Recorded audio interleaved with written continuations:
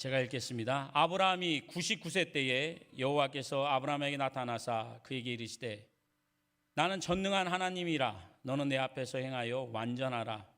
내가 내 언약을 나와 너 사이에 두어 너를 크게 번성하게 하리라 하시니 아브라함이 엎드렸더니 하나님이 또 그에게 말씀하여 이르시되 보라, 내 언약이 너와 함께 있으니 너는 여러 민족의 아버지가 될지라.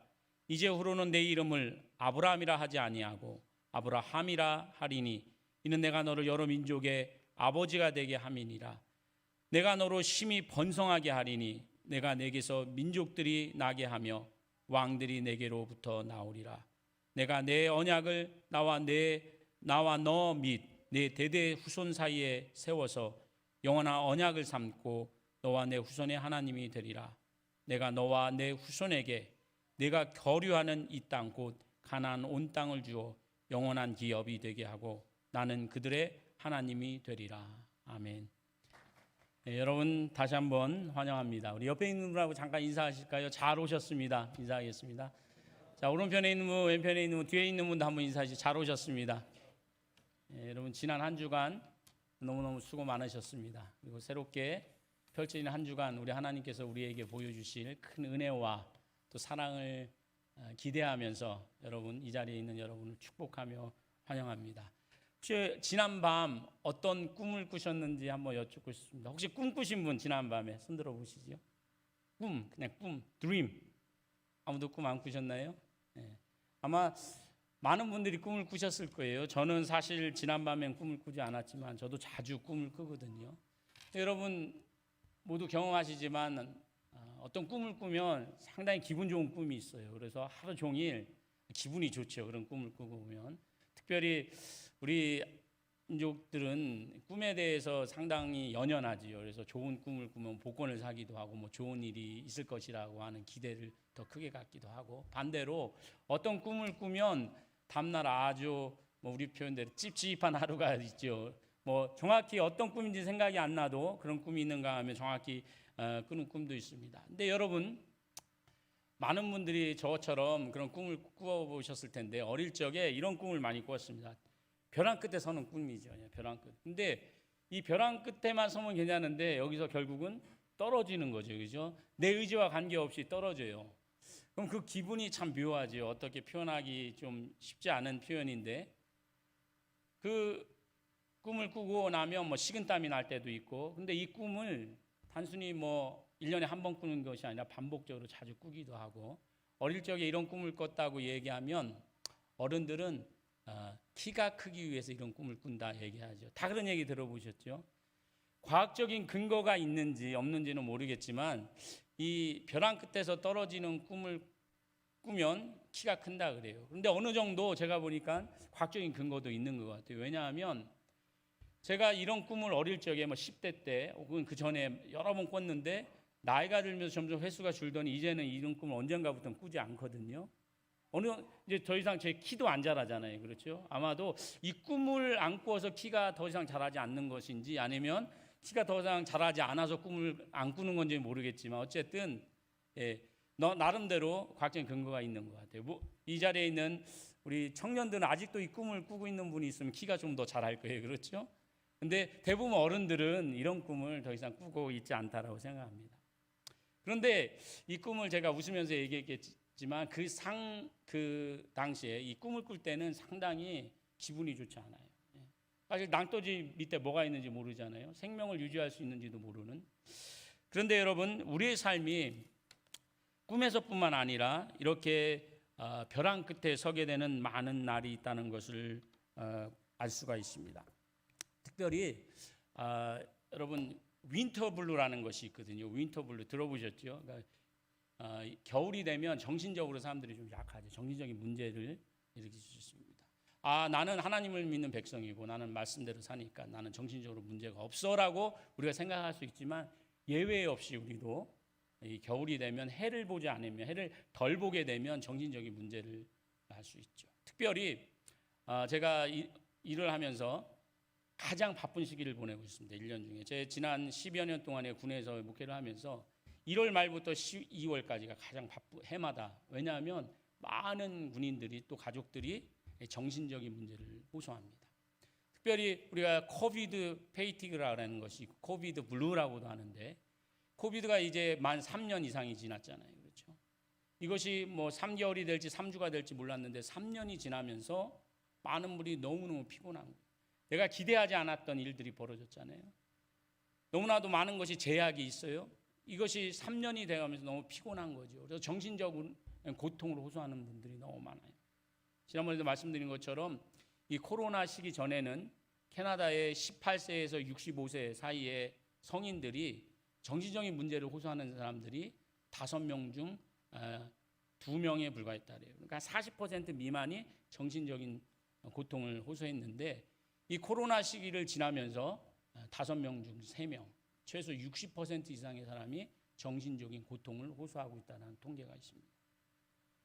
어찌 보면 우리가 겪고 있는 정신적인 고통도 우리를 벼랑 끝으로 몰아가는 그런 일일 수도 있고요. 여러분, 지난주 한 주간 너무나도 우리에게 고통스러운 소식이 들려왔죠. 남쪽 튀르키예, 그전에 터키라고 부르는 튀르키예, 또 시리아 지역에 큰 지진이 일어나서 공식적인 통계는 아직 나오지 않았지만 2만 명 이상의 사람이 죽게 되고요. WHO 세계보건기구에서는 2,500만 명, 그러니까 2.5 밀리언의 이제 25 밀리언 피플이, 사람들이 지금 이재민이 발생했다라고 이렇게 보고를 하고 있습니다. 뉴스를 보시든지 신문을 보든지 인터넷을 통해 사진을 보시든지 너무나도 참혹하잖아요. 그렇죠? 어떤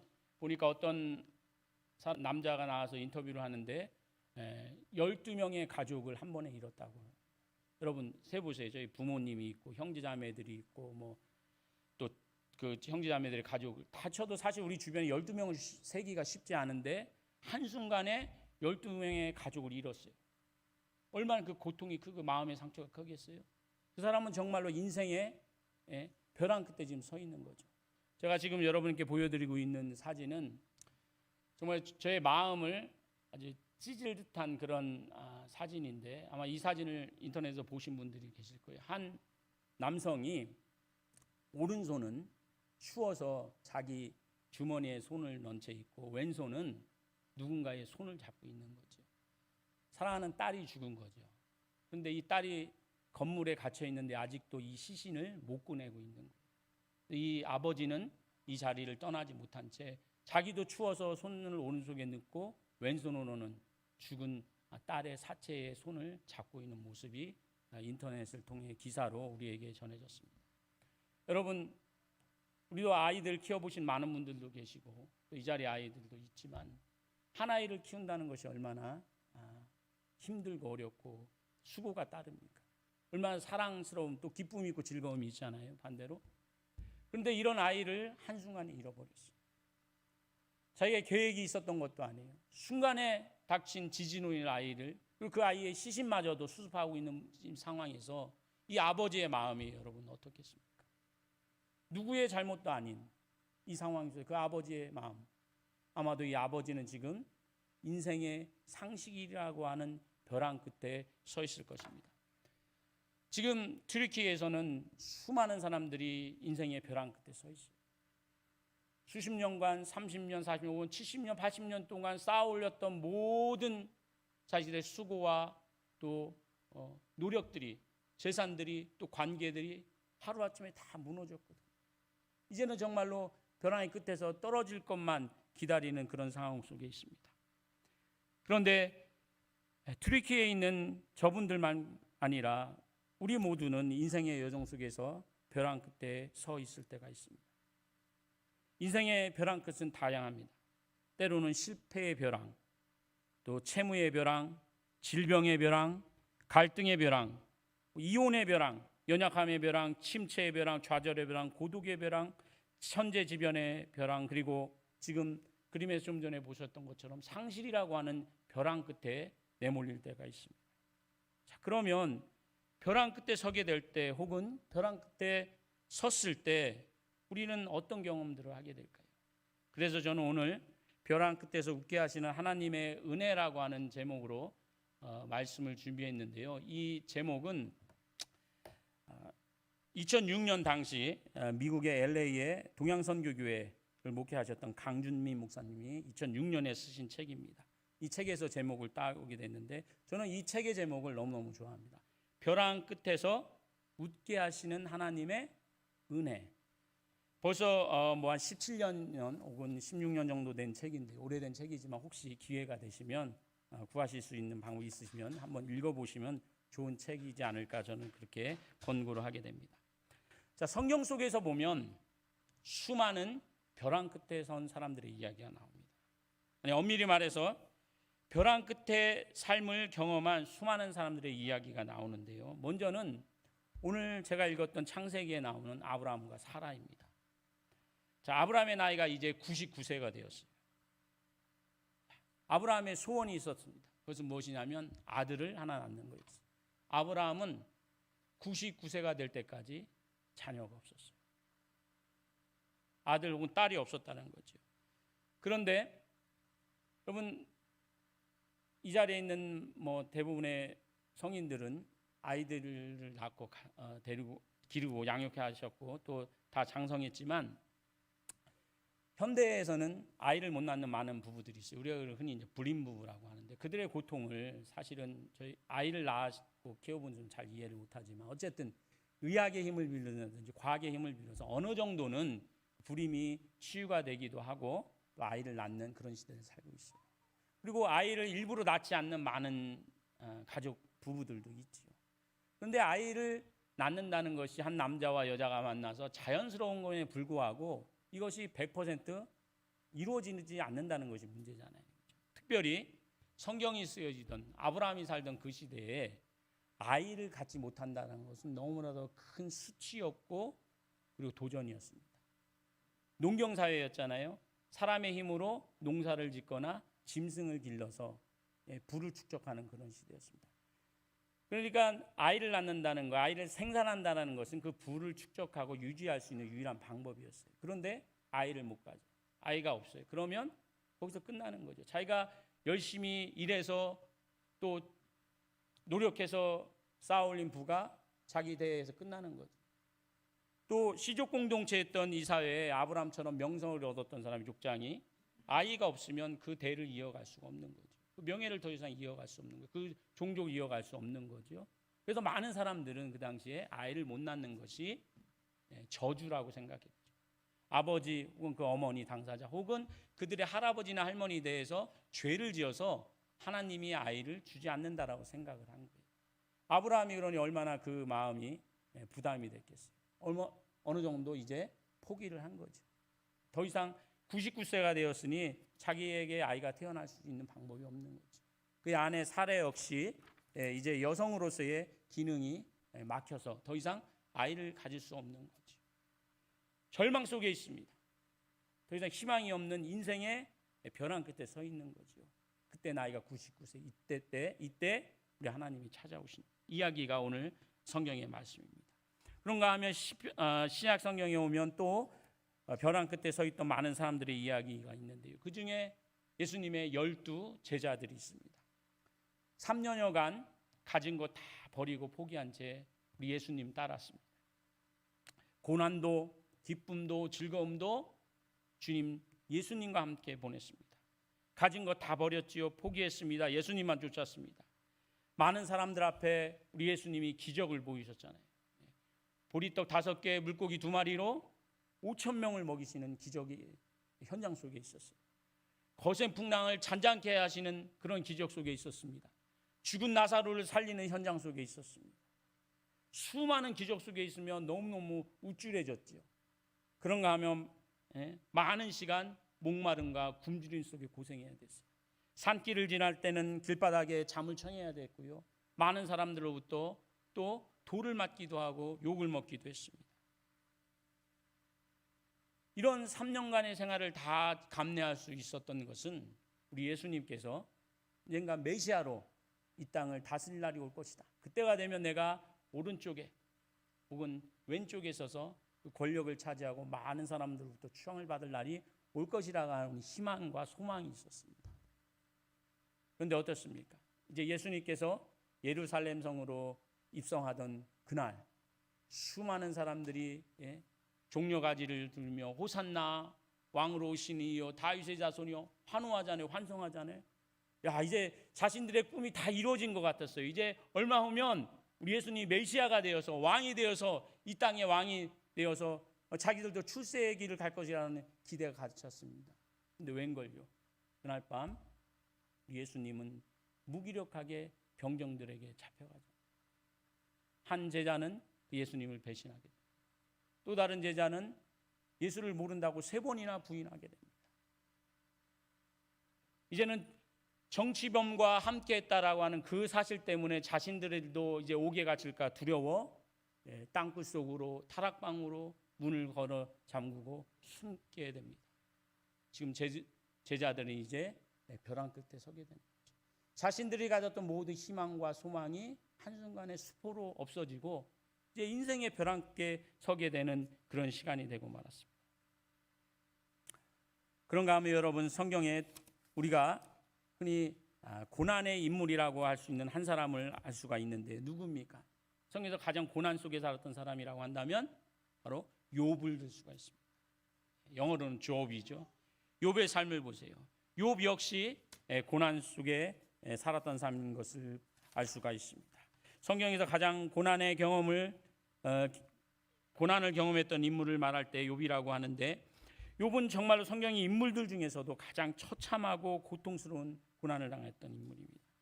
가장 참혹한 벼랑의 끝으로 내몰린 인생을 살았던 삶이 바로 욥의 삶인데요. 욥의 고통의 경험을 한마디로 말한다면 그것은 상실의 고통이었습니다. 성경에 보면 욥은 엄청난 부자였던 사람이었습니다. 양이 7,000마리, 낙타가 300마리, 소가 1,000마리, 암나귀가 5,000마리. 이것만 해도 신학자들에 의하면 지금의 돈으로 계산하면, 한국 돈으로 계산하게 되면 한 110억 원 정도가 된다. 캐나다 달러로 한 10 밀리언 달러 정도가 되겠죠. 이거 외에 수많은 종들이 있었어요. 그리고 10명의 자녀가 있었습니다. 그 당시 그 근방에서 그만큼 부자가 없었죠. 그만큼 행복한 삶을 살아간 사람이 없을 정도로 추앙을 받는 그런 삶을 살았어요. 그런데 여러분 보세요. 하루아침에 도적대들이 나타나더니 갖고 있던 모든 짐승들을 데려갑니다. 불을 질러서 그 나머지 짐승들과 종들이 다 죽습니다. 거기에 그치지 않고 바람이 불더니 건물의 네 기둥을 다 치면서 그 건물 안에 있던 10명의 자녀가 하루아침에 다 죽어 사망하는 사건이 있었습니다. 모든 것을 잃어버린 거죠. 그런데 여러분, 성경에는 정확하게 몇 년이라는 시간이 기록되어 있지 않지만 성경을 이렇게 좀 짜 맞춰 보다 보면 그 고통의 시간이 30년 이상이라는 시간입니다. 30년 동안 모든 것을 잃어버리고 회복되기까지, 우리 하나님께서 응답하실 때까지 30년이라는 시간 동안 상실의 고통을 받습니다. 정말로 낭떠러지에서 벼랑 끝에 서는 삶을 살게 됩니다. 잃어버린 꿈보다 자신의 몸까지, 건강까지 다 잃어버리잖아요. 얼마나 몸에 심각한 피부병이 났으면 긁다 그것을 참지 못해서 길바닥에 있는 기왓장 조각을 가져다가 자기의 몸을 긁어서 그 가려움을 더하는 30년 동안이나 그런 고통을 받게 됩니다. 그래서 그 아내는 얘기하잖아요. 차라리 내가 믿는 그 하나님을 욕하고 저주하고 떠나버려요. 자신이 이렇게 아끼던 사랑했던 아내마저도 자신을 떠나는 그런 상실의 고통, 얼마나 큰 고통. 정말로 욥의 삶은 벼랑 끝에 서는 그런 삶이었습니다. 그런가 하면 제가 몇 년 전에 설교 시간을 통해서 여러분에게 소개했던 한 인물이 있습니다. 다시 한번 그 사람을 소개하기로 하는데, 이름은 호라시오 스태포드입니다. 호라시오와 그의 아내 앤 스태포드 이야기를 한 번 더 제가 하기를 원하는데요. 이 호라시오는 지금부터 한 150여 년 전 미국의 시카고에 있었던 유명한 변호사였습니다. 이 변호사로 명성이 높았던 호라시오는 많은 돈을 벌었습니다. 커다란 집을 갖고 있었고요. 많은 재산으로 부동산과 건물들을 갖고 있고, 그리고 사랑하는 아내와 4명의 딸, 그리고 아들을 갖고 있었습니다. 또한 명성이 어마어마했습니다. 많은 사람들에게 존경을 받고, 특별히 크리스찬으로서 엄청난 명성을 갖고 있어서 그 당시 최고의 전도자였던 드와이트 무디나 또 전도하며 찬송했던 생키 같은 사람들과 아주 교분이 깊었던 그런 존경받는 크리스찬 중에 한 명이었습니다. 그런 어느 날 4명의 딸과 한 아들이 있었는데 그 아들이 끔찍한 사고로 죽임을 당하게 됩니다. 그 아들을 잃은 마음을 그때나 지금이나 애나와 호레시오는 추스릴 길이 없었습니다. 그런데 그 마음을 추스르기도 전에 얼마 되지 않아서 시카고 일대에 커다란 불이 나게 되는데요. 그래서 The Great Chicago Fire라고 합니다. 이 불로 인해서 자기네 수많은 투자했던 수많은 부동산들이 잿더미가 되고 없어지게 됩니다.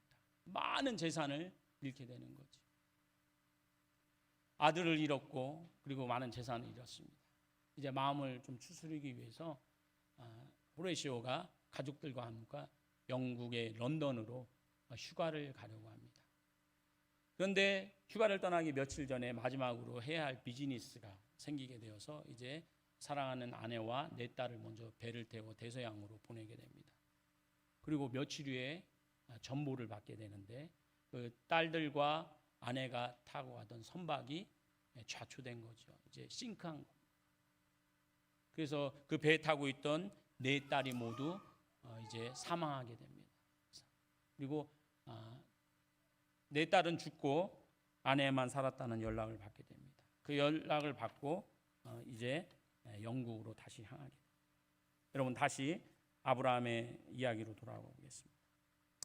여러분 아브라함과 사라 99년이라는 인생 동안 열심히 일했습니다. 최선을 다했습니다.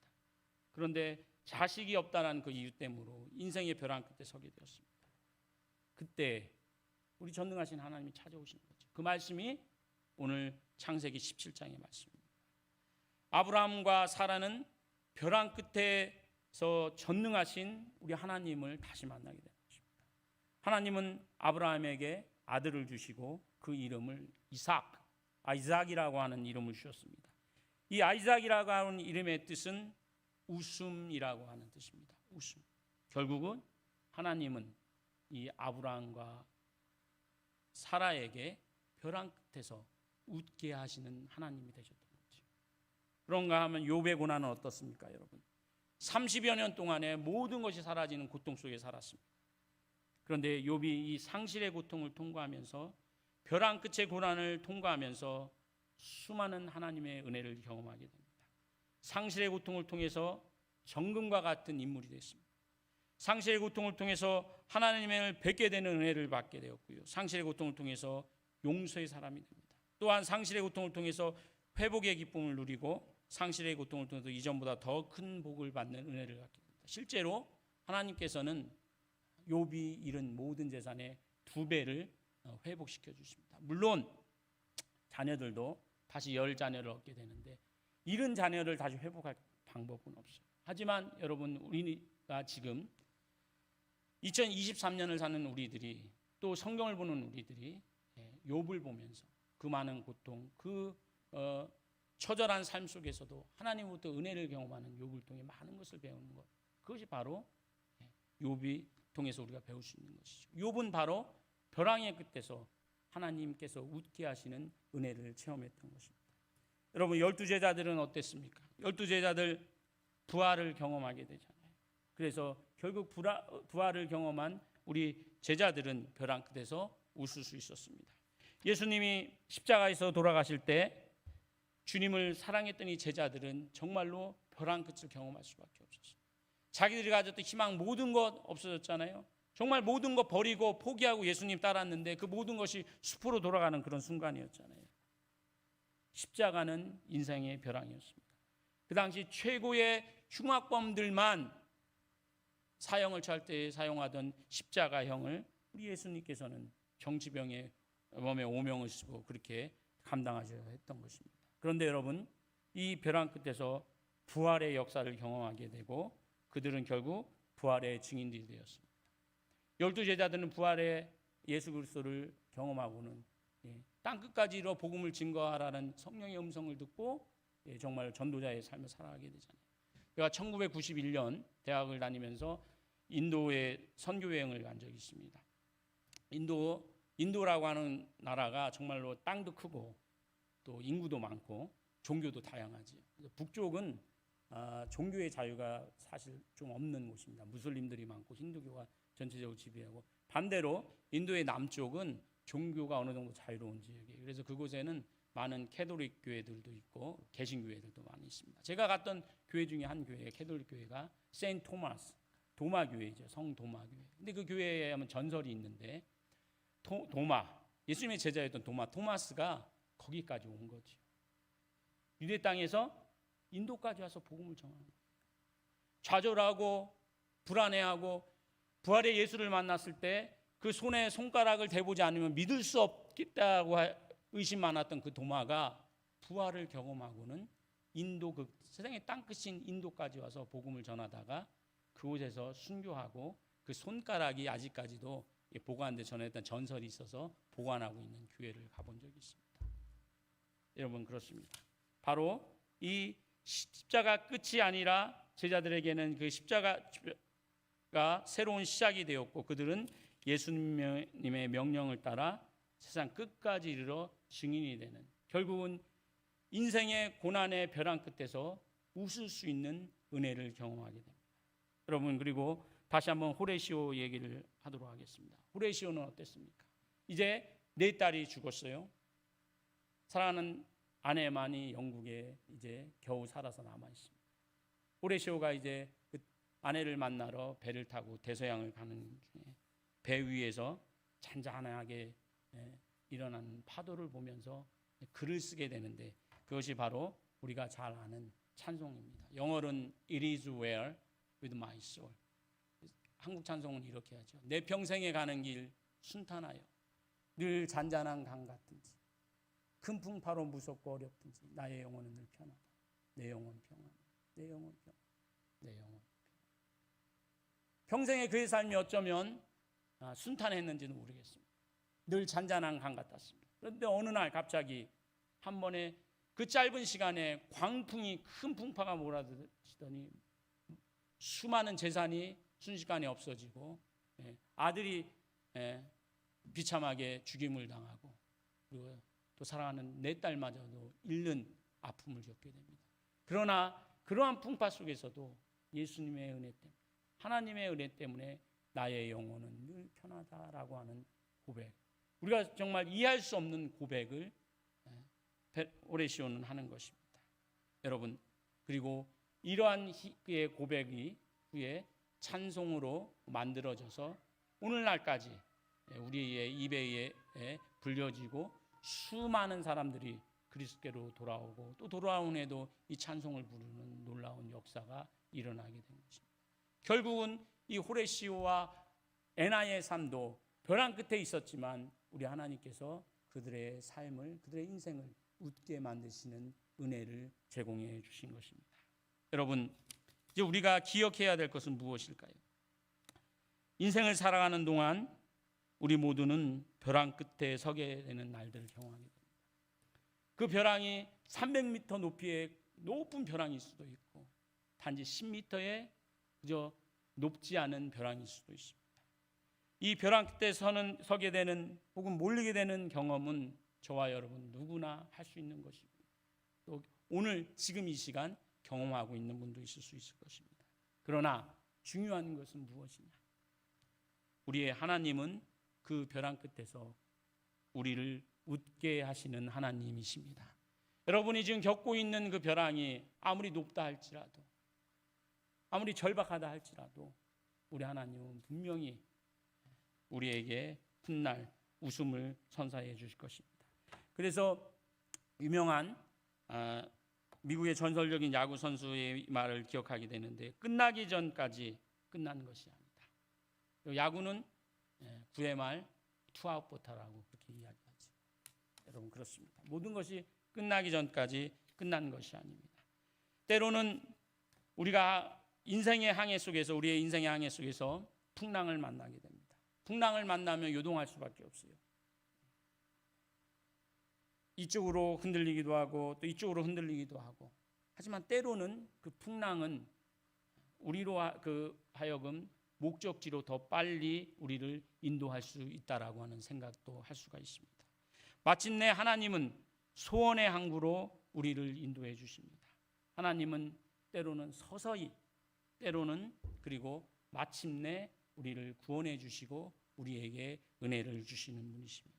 그 이유는 그러한 폭풍 속에서 하나님의 은혜를 체험케 하기 위함입니다. 이 폭풍 속에서 우리의 믿음이 자라기를 원하시기 때문입니다. 여러분, 인생의 벼랑 끝에 서게 되면 저와 여러분 누구나 좌절하게 됩니다. 또 절망하게 되고요, 실망하게 됩니다. 때로는 하나님이 계신가 의심하기도 합니다. 그런데 중요한 것은 하나님이 우리를 찾아오시는 곳은 때때로 벼랑 끝입니다. 아브라함에게, 사라에게 99세에 우리 하나님이 찾아오셨어요. 아이를 못 낳을 수밖에 없다라고 하는 좌절 속에 있을 때, 절망 속에 있을 때 우리 하나님이 찾아오셨습니다. 하나님이 역사하시는 곳은 많은 시간 벼랑의 끝입니다. 십자가는 벼랑 끝이었습니다. 그런데 하나님은 그 십자가라고 하는 벼랑 끝에 찾아오셔서 그 제자들로 하여금 부활의 증인이 되게 하셨습니다. 벼랑 끝에서 벼랑 아래로 떨어질 줄 알았는데 벼랑 끝에서 우리 하나님은 그 사람들에게 날개를 달아주셨습니다. 여러분, 어떤 문제를 만나더라도 낙심하거나 낙망하지 마십시오. 두려워하지 마십시오. 다만 우리가 해야 할 가지가 있다면 우리 하나님을 신뢰하는 것입니다. 하나님은 결코 저와 여러분을 버리지 않습니다. 이제 말씀을 마치려고 합니다. 저는 이 말씀 때문에 오늘도 힘을 얻어서 벼랑 끝을 살아간다 할지라도 웃을 수 있습니다. 우리 다 같이 오늘 화면에 있는 말씀 읽으면서 오늘 말씀을 마치도록 하겠습니다. 볼지어다 내가 세상 끝날까지 너희와 항상 함께 있으리라. 아멘. 기도하겠습니다. 고마우신 아버지 하나님, 어제도 계셨고 오늘도 계시고 영원히 함께 하실 하나님, 세상을 살아가면서 풍탄한 삶을 살아가기를 원하지만, 평탄한 삶이 하루하루 지속되기를 원하지만 때로는 풍랑도 만나고 폭풍도 만나고 또 요동치는 파도도 만납니다. 그렇게 밀려 벼랑 끝에 서게 되는데 하나님, 이러한 인생의 벼랑 끝에 선다 할지라도 좌절하고 실망하고 원망하는 것이 아니라 감사함으로 하나님의 때 또 하나님의 방법을 기다리는 지혜를 우리에게 주시고 믿음을 허락하여 주옵소서. 그래서 정말 어려운 때를 만날 때 많은 사람처럼 포기하는 것이 아니라 우리 하나님께 엎드리게 하시고 하나님의 도움을 구하게 하시고 하나님의 뜻을 구하여 하나님께서 벼랑 끝에서 웃게 하심을 경험하는 우리의 삶이 될수록 도우시옵소서. 우리 주 예수 그리스도의 이름으로 감사하며 기도드립니다. 아멘.